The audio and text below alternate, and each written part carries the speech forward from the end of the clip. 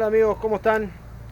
Lo que hoy les estoy mostrando es una piscera o horno portátil para poner en la parrilla.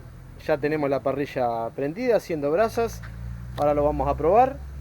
Lo hice de acero inoxidable, pero ustedes lo pueden hacer con chapa común. ¿Por qué lo hice de acero inoxidable?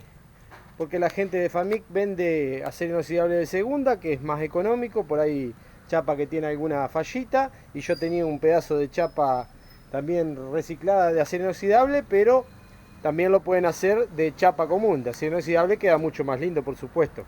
Así que bueno, les voy a dejar el paso a paso como siempre, y al final del video los vamos a probar. Así que bueno, quédense hasta el final del video, así ven cómo funciona este hornito pisero portátil.